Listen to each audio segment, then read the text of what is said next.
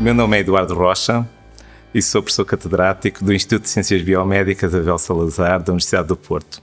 Abel Salazar foi esse o repto que me fizeram para, de uma forma algo espontânea, falar sobre o seu famoso método tanoférrico, ou tanoférrico de Salazar. Já muito se falou de Abel Salazar, mas se calhar não o suficiente. Eu próprio gostaria de saber mais e convido-vos, portanto, a desfrutarem desta exposição sobre a sua obra.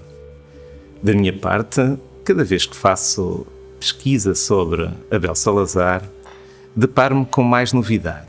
A primeira coisa que me espanta é como é que um investigador da Universidade do Porto, num tempo em que Portugal era algo periférico, conseguiu de facto atingir um nível de internacionalização absolutamente espantoso. Eu diria muito motivante, mesmo à luz dos dias de hoje.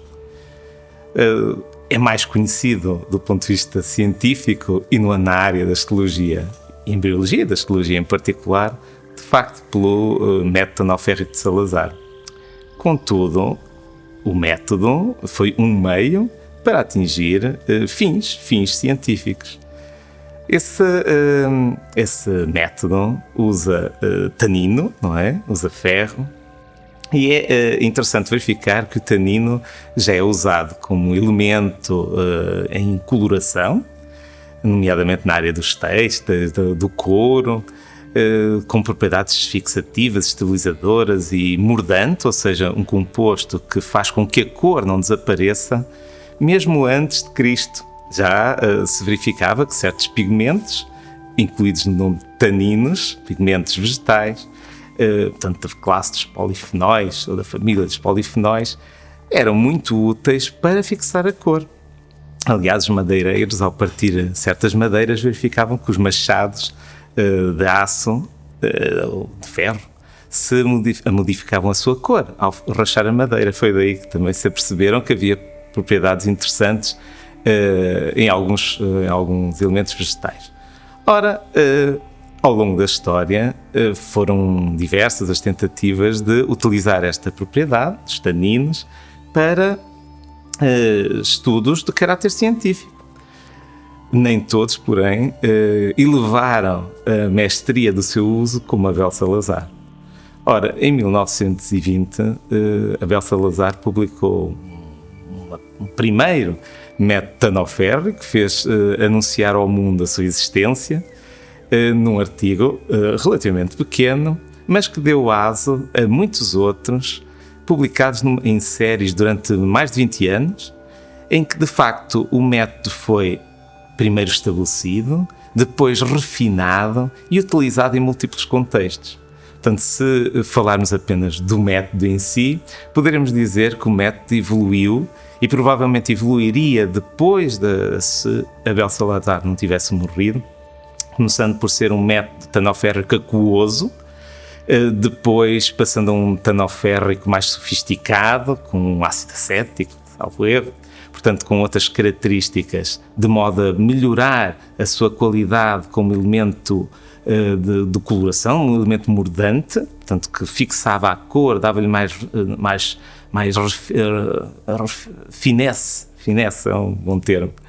Ora, para depois, inclusivamente, surgirem variantes chamadas método tanoférrico como antecedente de outras colorações ou como procedente de outras colorações. Portanto, o método tanoférrico teve variantes, sendo que no último artigo de 1944, publicado na Sustain Technology, uma revista que ainda hoje existe, Abel Salazar anunciava inclusivamente um método tanoférrico 2, dizendo que o capítulo de uso do método tanoférrico não estava terminado.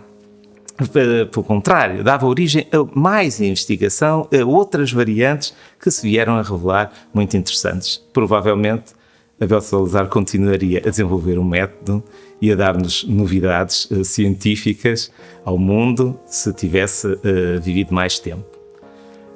Quanto aos seus artigos, ao uso ou que usufruiu do uso deste método tanoférrico, diria que o que mais me impressiona são os artigos, de facto, do estromo ovárico, de como utilizou a delicadeza do método, que tem uma propriedade, estabiliza proteínas, portanto não se sabe, inclusivamente hoje, como é que é exatamente as reações químicas que estão por trás, são muito complexas. Mesmo as últimas revisões, em 85, 1990, não conseguem explicar de forma clara todas as virtualidades desta metodologia, mas o que é facto é que ela conseguiu pôr em evidência elementos intracelulares, extracelulares, na altura não se sabendo bem como, mas já Abel Salazar dizia de forma específica, porque não coravam lípidos, porque coravam proteínas, mas outras que outros métodos não coravam.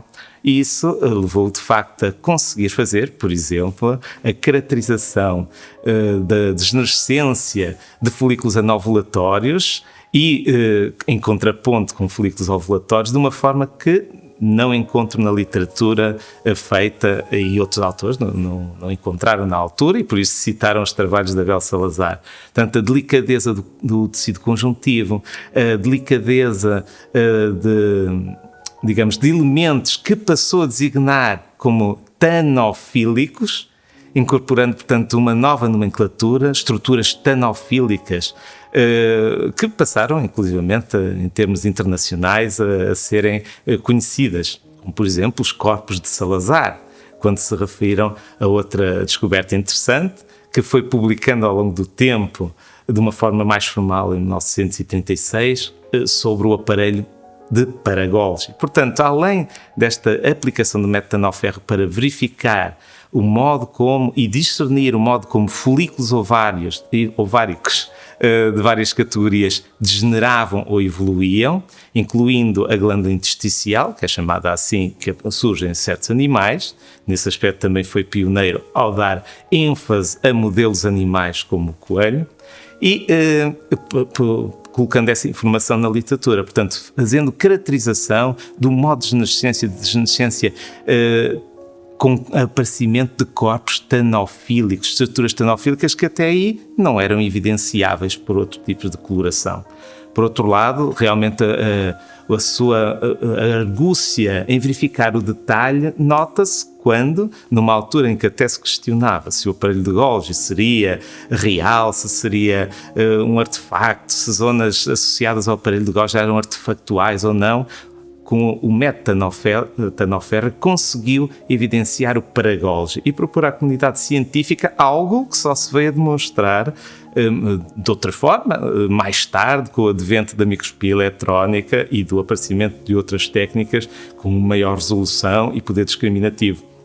Mas veio ao mundo dizer que a zona do Golgi tinha uma zona diferente, uma zona que ele referia a ter um conteúdo proteico, que hoje se sabe de facto que corresponde a um complexo. Ele próprio definiu isto ou é um complexo, ou então é isto, ou é isto, é isto. Ou seja, o método permitiu-lhe lançar hipóteses sobre o aparelho de Golgi, uma área em que havia extrema polémica.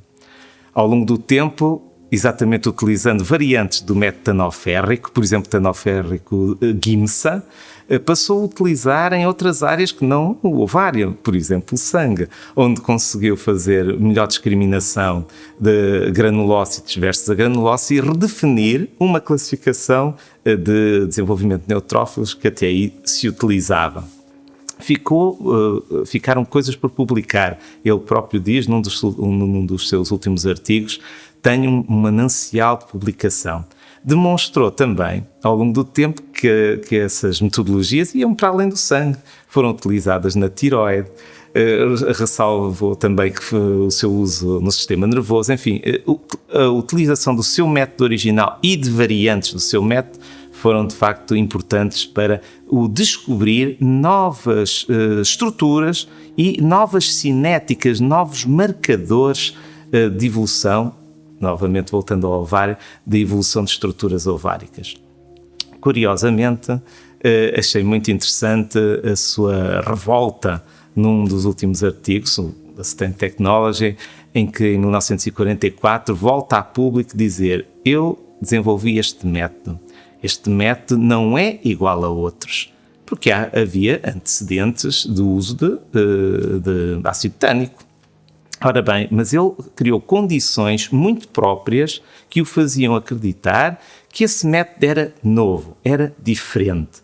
Entrou na história, e o último artigo de revisão do uso de ácido tânico em histologia assim o demonstra, entrou na história do uso de ácido tânico. Tem um lugar reservado também na história do aparelho de Golgi. Essas duas vertentes só por si seriam suficientes para o considerar um cientista dos maiores que pudemos ter tido em Portugal. Numa altura certamente muito difícil de conseguir acesso à informação, acesso a artigos e internacionalização. A mensagem que eu recolho é de grande inspiração pelo que nos ensina, grande atenção ao detalhe, grande visão, autocrítica, muita confiança e, portanto, muita curiosidade e muito engenho, coisa que é panágio de um grande cientista. Portanto, em resumo, com o seu método tanoférrico, desenvolveu metodologias novas, fez conhecimento novo, deu aso a que novas metodologias surgissem. O que mais se pode esperar de uma carreira científica? Porque é que o método tanoférrico de Salazar deixou, e as suas variantes deixaram de ser usadas ao longo do tempo? Porque, como tudo em ciência, a tecnologia evolui e surgiram outros tipos de corantes, nomeadamente as anilinas, que ainda conseguiram fazer, posteriormente, uma melhor diferenciação de estruturas do conjuntivo, por exemplo. Também o advento da microscopia eletrónica, onde o ácido tânico passou a ser usado inclusivamente como fixador, aspecto que Abel Salazar também refere nas suas obras. O ácido tânico não é apenas, ou pode ser usado como mordante, mas também pode ser usado como fixador. E, portanto, o desenvolvimento tecnológico deixou e deixa continuamente conjuntos de técnicas que passam a ser do passado, mas cujo conhecimento obtido continua a ser do presente. E isso é verdadeiramente de ressaltar como um bónus da sua atividade. Um dos aspectos interessantes da descrição do método tanoférrico e dos seus resultados revela a pedagogia de Abel Salazar, porque as descrições são detalhadas, refinadas e com uma linguagem muito interessante. Do ponto de vista de alertar os seus pares para o uso da técnica, refere cuidados que demonstram que ele próprio esteve no laboratório a fazer as colorações, independentemente se mais tarde até teve parceria com, por exemplo, Adelaide Estrada. Diz ele, cuidado, o método, pelo menos nos artigos iniciais, tem que ser empregue com muita cautela considerando os fixadores. Portanto, não podemos usar qualquer fixador. Refere que o líquido de Bouin foi o que deu melhores resultados. Também refere os cuidados de acompanhar a coloração ao microscópio para não ficar, o que chamamos overstain, supracorada ou subcorada. Portanto, são detalhes que revelam a fineza da coloração e do procedimento a seguir.